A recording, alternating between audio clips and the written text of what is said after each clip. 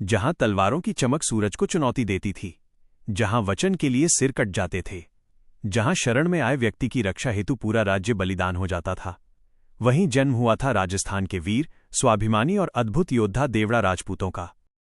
नमस्कार साथियों, आज हम बात करेंगे चौहान वंश की उस महान शाखा की जिसने सिरोही, आबू और चंद्रावती की धरती को अपनी वीरता से अमर कर दिया, देवड़ा राजपूत। ये कहानी केवल एक राजवंश की नहीं, यह कहानी है स्वाभिमान की, युद्ध की, त्याग की और राजपूती आन बान शान की। भारत के इतिहास में चौहान वंश का नाम अत्यंत गौरव के साथ लिया जाता है।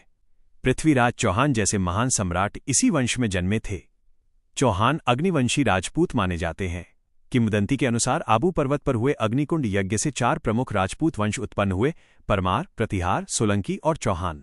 समय के साथ चौहानों की कई शाखाएं बनी: हाड़ा, खींची, सोनगरा, और इन्हीं सोनगरा चौहानों से निकली देवड़ा शाखा। इतिहास के अनुसार जालौर के शासक भानसिंह के पुत्र देवराज जी के वंशज देवड़ा कहलाए। एक अन्य मान्यता के अनुसार देवड़ा राजपूत मारवाड़ के नाडोल के राव लखन के वंशज थे। राव लखन की रानी बाछाछल देवी अत्यंत दयालु और देवी समान मानी जाती थीं। इसी कारण उनके पुत्र देवीरा कहलाए, जो आगे चलकर देवरा और देवड़ा बन गया। देवड़ा राजपूतों की कुलदेवी आशापुरी माता मानी जाती हैं। देवड़ा राजपूतों की जड़ें जालौर से जुड़ी हैं। जालौर का स्वर्णगिरी दुर्ग भारत के सबसे शक्तिशाली किलों में माना जाता था। इसी स्वर्णगिरी के कारण चौहान सोनगरा चौहान कहलाए। 13वीं और 14वीं शताब्दी में दिल्ली सल्तनत लगातार राजस्थान के राजपूत राज्यों पर आक्रमण कर रही थी। अलाउद्दीन खिलजी जैसे शक्तिशाली सुल्तानों से संघर्ष में सोनगरा चौहान वीरता की मिसाल बने।